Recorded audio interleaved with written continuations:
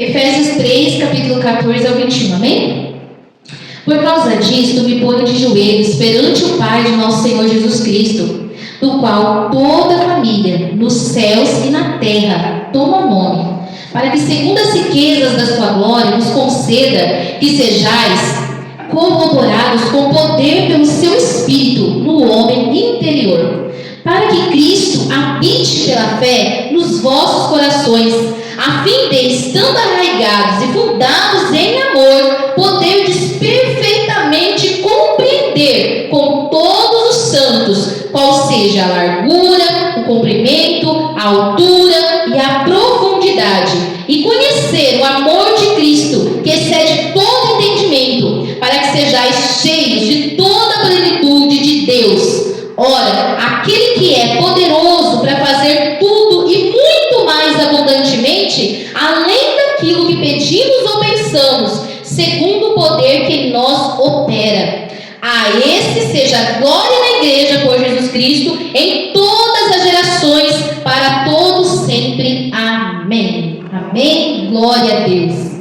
Louvado seja o nome do Senhor. Irmãos, essa passagem aqui de Efésios, né? Os irmãos sabem que quem escreveu foi Paulo, no momento que ele estava preso, né? Lá em Roma, aguardando poder se apresentar a Nero. Então, os irmãos, imaginem o momento que ele estava quando escreveu essa carta, né, para os Efésios. E especificamente nesse momento aqui, onde nós lemos, é uma oração. Do capítulo 1 ao capítulo 3, irmãos, ele fala da eleição do Pai, ele fala da salvação pela graça mediante Cristo, ele fala do grande mistério, que é a igreja, judeus e gentios reunidos como um só povo, como um só corpo, como uma só família. E aí no capítulo 13, do versículo 14, ele deixa de lado, ele muda o foco, né? Depois que ele falou sobre as riquezas da salvação, sobre eleitos, né, que todos os homens eram, ele decide então fazer uma oração. Irmãos, e é interessante que nessa oração, quando nós iniciamos aqui no versículo 14, diz: por causa disto me ponho de joelhos perante o Pai de nosso Senhor Jesus Cristo. Os judeus, eles não tinham costume de... Irmãos, eu dou aula, né, de escola bíblica, então os irmãos vão ter paciência comigo, que eu não sou pregadora de ficar, né? Não, irmãos, eu ensino, amém? Então, quando os judeus ia fazer essas orações, eles oravam em pé. O costume era orar em pé. Mas Paulo, nesse momento, ele decide: então, eu vou me pôr de joelho. Aqui ele não estava fazendo uma doutrina que todas as vezes que fossem orar, colocassem de joelho. Aqui ele não estava dizendo assim: ó, vocês têm que fazer dessa forma. Mas ele estava mostrando para nós, para os Efésios e para todos os lugares que seria ali dessa carta, que nós precisávamos ter, como se diz assim, um momento reflexo de humilhação, de estar em total dependência de Deus, né? Depois dele falar sobre tão grande riqueza da salvação para os Efésios, né? Depois de dizer sobre a eleição, depois de dizer sobre os gentios, sobre os judeus, o só corpo, uma só união, uma só família, ele fala: agora eu vou me pôr de joelhos.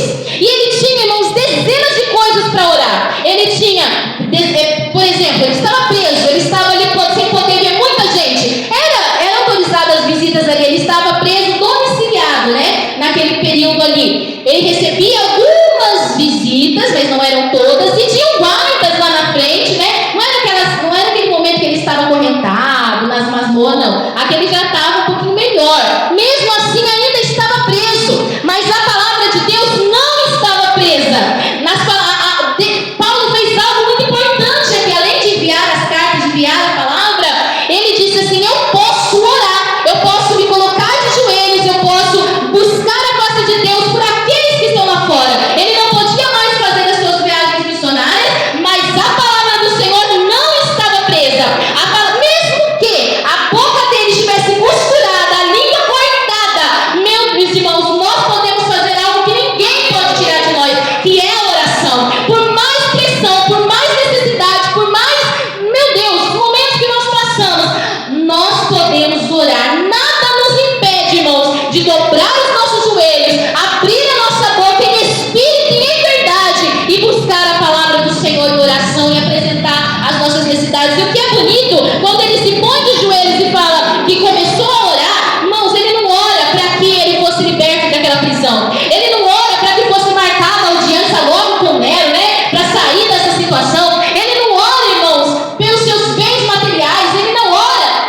irmãos, ele apresenta na mão de Deus, irmãos, 4 pedidos nessa oração aqui, que é muito importante para a igreja de Cristo. E eu quero compartilhar com os irmãos. No versículo 15, ele vai dizer, do qual toda a família, nos céus e na terra, toma o nome. Olha que interessante, nos céus e na terra. Ele estava falando tanto da igreja militante, aquela que estava trabalhando ali no dia a dia, sendo perseguida, né, sendo presa, sendo maltratada, sendo colocada lá naquelas arenas contra os leões, mas ele também falava da igreja triunfante, que já estava na glória, os irmãos que já haviam partido, e ele fala assim, para que toda a família nos céus e na terra, que toma o teu nome. Aí ele faz, ali no versículo 16, irmãos, vai falar assim, deixa eu ir acompanhando aqui na minha colinha, senão esqueço. 16, para que, segundo as riquezas da sua glória, vos conceda que seja corroborados com poder pelo seu Espírito no homem interior. Irmãos, aqui está o primeiro pedido de Paulo nessa oração. Ele não pediu para ser liberto, ele não pediu audiência com Nero, não, irmãos. O primeiro pedido nessa oração foi para que a igreja do Senhor fosse fortalecida pelo poder do Espírito Santo, mesmo preso, mesmo angustiado, mesmo sofrendo dores, mesmo ali naquela situação.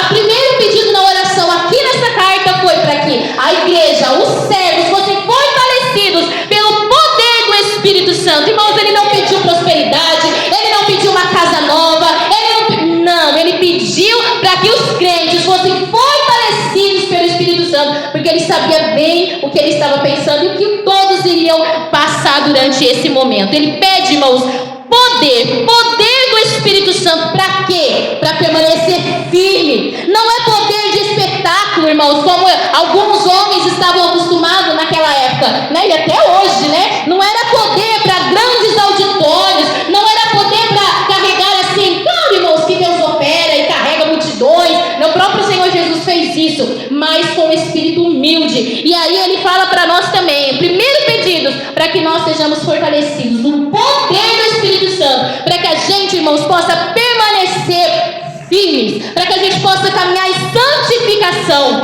para que o nosso caráter venha sendo moldado por Cristo diariamente, para que, fortalecidos pelo poder do Espírito Santo, nós tenhamos uma nova vida em Cristo, como ele diz lá no capítulo 2, quando ele fala que agora nós já somos uma nova criatura em Cristo Jesus. Bendito seja o nome do Senhor. Então, fortalecidos pelo poder do Espírito, irmãos, era para isso. Aí ele diz ainda que, né, no homem interior, nós gastamos tanto tempo, irmãos, falando do nosso homem exterior, né? Nós gastamos tanto tempo com a nossa aparência, né? Pedindo e gastando dinheiro, com trabalho, com o nosso corpo. Mas aqui Paulo, pela unção do Espírito Santo, quando orava, ele disse, irmãos, que era para quê? Para sejais fortalecidos no homem interior. Então, muito mais do que aquilo que Deus pode nos dar materialmente, ele está preocupado, Paulo estava preocupado, e o Espírito Santo está nos falando nessa noite que é o nosso homem interior que precisa ser renovado todos os dias. Não é isso que a palavra do Senhor diz? Então, irmãos, porque é do homem interior que nasce a fé, a esperança, a santidade, não é verdade? Então, se nós vivemos em Cristo, o nosso homem interior precisa, como está em 2 Coríntios 4,16, né? Ele se renovar dia após dia. Mesmo que o homem exterior, irmãos, esteja se deteriorando com o tempo, ou com uma enfermidade, ou como Paulo preso naquela situação, o homem interior, irmãos, não está sujeito a essas limitações. Como nós dizemos, se o nosso homem exterior tem a boca costurada ou a língua cortada, o homem interior continua livre para adorar a Deus, continua livre para agradecer, para orar pelas nações. Então nada pode, irmãos, nos impedir. E o primeiro pedido que Paulo faz é para que eles fossem fortalecidos pelo poder do Espírito. E que tenhamos nosso coração nessa noite. Ore, peça a Deus para que eu e você sejamos fortalecidos no poder do Espírito Santo. Para quê? Para que a gente tenha uma vida abundante na presença de Deus, como nós vamos ver aqui no decorrer da nossa leitura. Irmãos, se nós estamos cansados, se nós estamos enfraquecidos, peça ajuda ao Espírito Santo. Ele dá poder, irmãos, ele nos fortalece. Ele dá força ao cansado. O que Isaías vai falar, né? Ele renova as forças daquele que não tem mais força. Irmãos, os dias são cansativos, são tribulosos. Hoje era para eu estar trabalhando, né? 12 horas, a noite toda. Aí o pastor falou comigo, eu falei, eu vou tentar mudar, né? E graças a Deus, a prova do Senhor permitiu eu conseguir, né, uma folga para hoje. Estou aqui para honra e glória do nome do Senhor. Amém? Então, no versículo 16... Paulo apresentou o primeiro pedido e que nós também possamos colocar no nosso coração para que o poder do Espírito Santo nos fortaleça. O segundo pedido, irmãos, que Paulo colocou aqui é no versículo 17: para que Cristo habite pela fé nos vossos corações, a fim de estando arraigados e fundados em amor. Olha o segundo pedido. Ele não pediu novamente assim, né? Eu estou cansado dessa casa. Dá uma casa melhor, uma prisão melhor, né? Estou cansado. Não. Ele pediu para que Cristo habite no seu coração, nos nossos corações. Habitar, irmãos, é muito mais do que passar, né? É muito mais do que pousar. É muito mais do que passar uma noite só. Habitar é quando realmente nós dizemos, aqui é um lar. Não é apenas uma casa. Quando a gente vai viajar e a gente passa ali alguns dias, é uma delícia, não é, irmãos? Café da manhã, né? Às vezes a gente está na casa de algum familiar, né? A gente faz menos coisas, né? Porque graças a Deus todos são hospedeiros, né? Mas nada como a nossa casa, não é verdade? Quando a gente chega e a gente olha, ai, minha casa, minhas coisas, né? Minha cama, nada é igual à nossa casa. Por quê? Porque é o nosso lar, é onde a vida acontece. E é assim que Paulo está falando nesse segundo pedido, para que Cristo habite permanentemente nos nossos corações. Irmãos, não é apenas de passagem, não é apenas alguns dias, não é apenas alguns momentos, não é de congresso em congresso, mas é que Ele habite em nós. O que é habitar? É se sentir confortável, é se sentir que nós estamos no lar. E é isso que Paulo está orando, olha, para que Cristo habite pela fé nos vossos corações, irmãos. Então não é apenas um dia, um momento. E eu gosto muito de uma ilustração que o pastor, esqueci o nome dele, fala, que ele diz assim: imagina você ir alugar uma casa, e aí o dono da casa te mostra os quartos, te mostra a cozinha, te mostra o banheiro, te mostra a sala, e de repente lá no fundo tem um quarto fechado, mas está dentro da casa, tá? E aí ele fala para você assim, ó, aqui toda a casa é tua, você pode fazer tudo o que você quiser, pode pintar diferente, pode, né, mudar as mobílias, não tem problema. Mas esse quarto aqui, ele continua sendo meu, ele vai ficar trancado. E aí, eu tenho lá dentro uma criação de bichos peçonhentos, cobra, como é que chama aquele negócio lá que pica gente? Escorpião, né? De todos os tipos. Você ia alugar essa casa? Tem alguém aqui que alugaria essa casa? Né? Eu não alugaria essa casa. Agora, o que Paulo está dizendo é que para Cristo habitar, fazer do nosso coração a casa dele, ele tem que se sentir confortável. Ele tem que se sentir bem-vindo. Ele tem que se sentir constrangido a ficar naquela casa. E como, irmãos, que o nosso coração, muitas vezes, fecha algum quarto da nossa casa e guarda as coisas do passado, e guarda toda a sujeira, toda tranqueira, e fala assim, aqui, Jesus, o Senhor não tem a chave não. Aqui o Senhor não pode entrar. Pode mudar a minha sala, pode mudar a minha vida, eu dou a minha vida espiritual, eu dou, né? Mas aqui o Senhor não entra. Na minha finança o Senhor não entra, no meu namoro, né, para os jovens. Eu fiquei feliz de ver tantos jovens aqui. Glória a Deus, né, de ver aqui os nossos irmãos. Mas dizer para Jesus, ó, meu namoro, o Senhor não entra, tá tudo bem, não precisa entrar não. Não é crente, mas tá tudo bem, né? Ou tantas coisas, irmãos, que a gente costuma a deixar Deus de lado. E aí o Espírito Santo, ele usando Paulo, fala assim, ó, mas eu estou orando para que Cristo habite pela fé nos nossos corações. E para Ele habitar, irmão, nos nossos corações, Ele precisa se sentir bem-vindo, à vontade, para mudar, para limpar, para abrir todas as portas, para abrir todas as janelas, clarear toda a casa, tirar toda a sujeira, tirar todo o embrólio, tirar tudo que não presta. E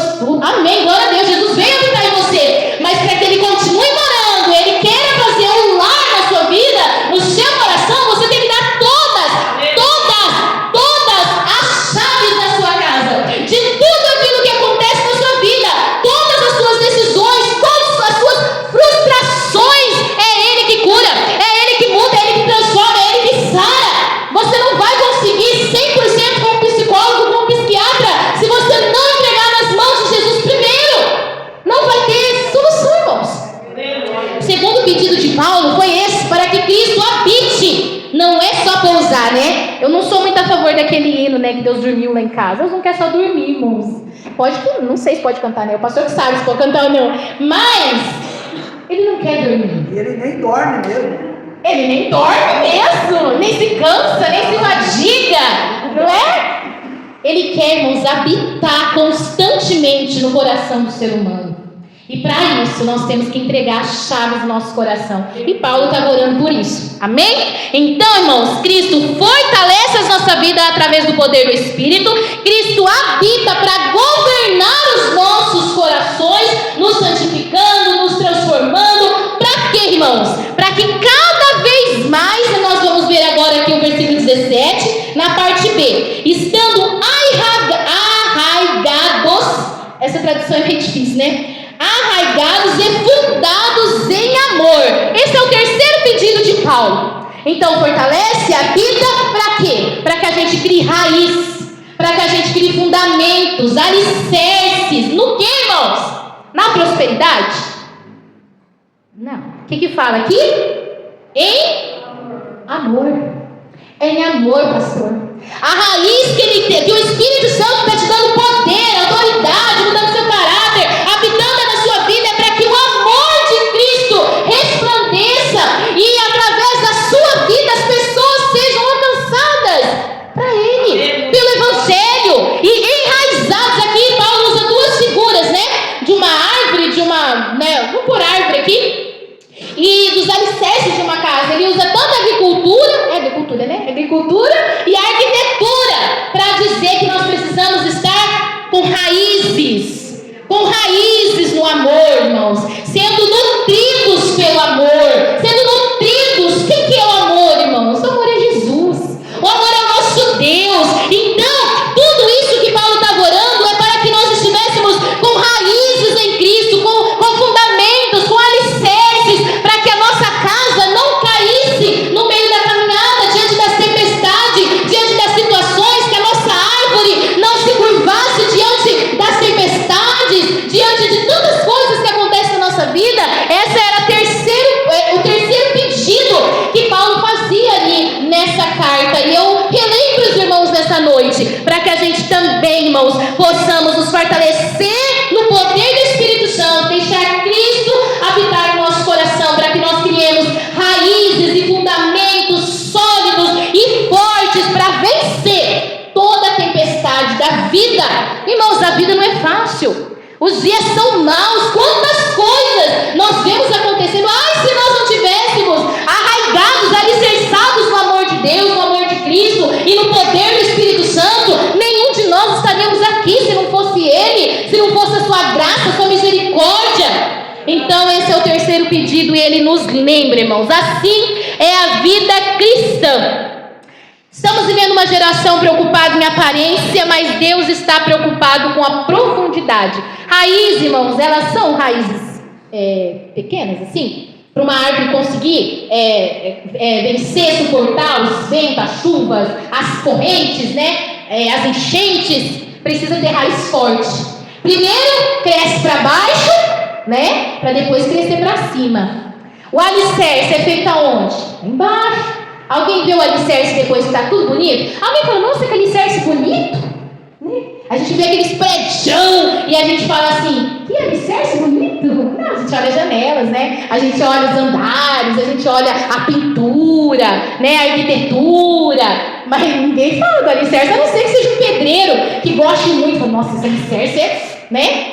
Mas nós, né, meros normais, a gente não olha, a gente olha o prédio, a gente olha a beleza, a gente olha a arquitetura. Mas, irmãos, o que Paulo está dizendo aqui é que o alicerce, as raízes, embora não sejam vistos, é necessário. E precisa estar nutrido no amor. Amém? E aí, irmãos, o sério problema para Éfeso, para a igreja de Éfeso, lá em Apocalipse 2, Paulo já orava por uma coisa que o próprio Senhor Jesus, irmãos, em revelação, em visão para João, ele vai falar que Éfeso perdeu. Olha aqui. Apocalipse 2, né? Eu conheço as tuas obras, o teu trabalho, tua perseverança, que não suportaste os maus, né? E tananã, e tananã. No versículo 4, tenho, porém, contra ti que deixaste o primeiro amor. Olha, Paulo já estava orando, já estava intercedendo tanto para a igreja de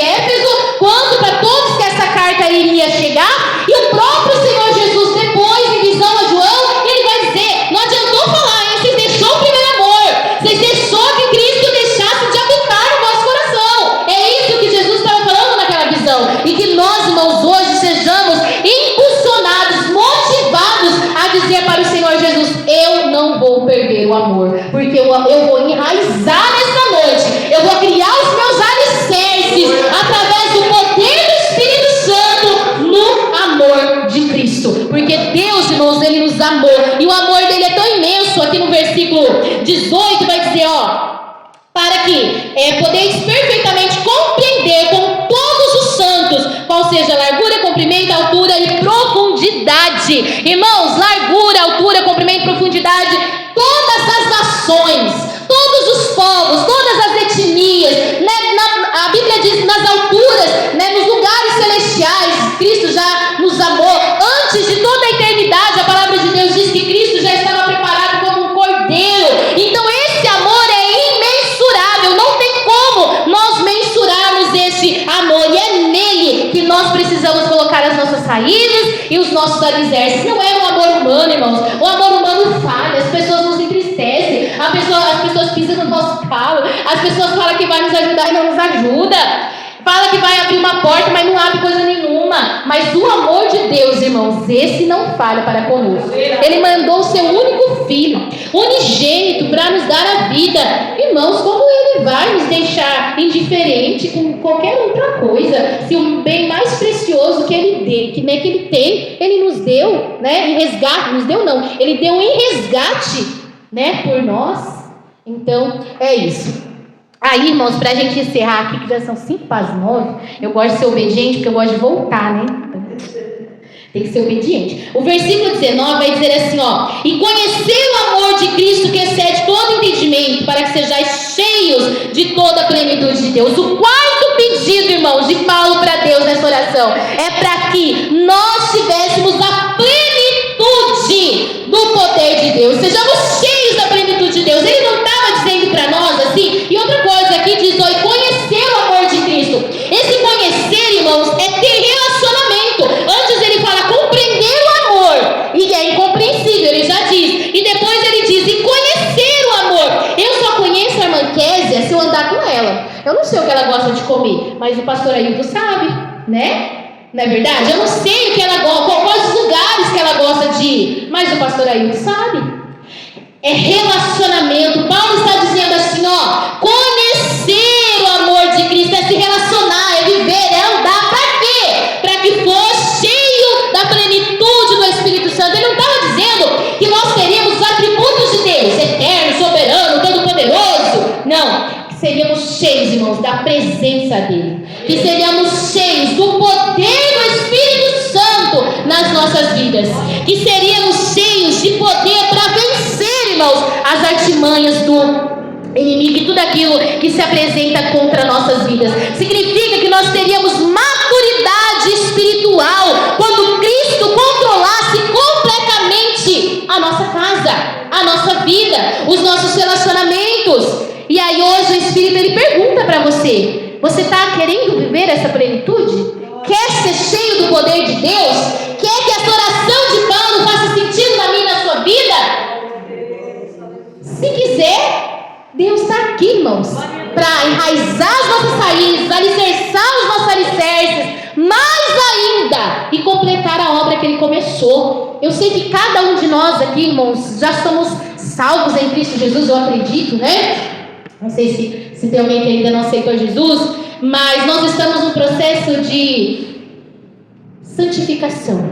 E esse processo de santificação, se estivermos cheios, irmãos, de toda a plenitude de Cristo, nós vamos chegar até o final. Amém?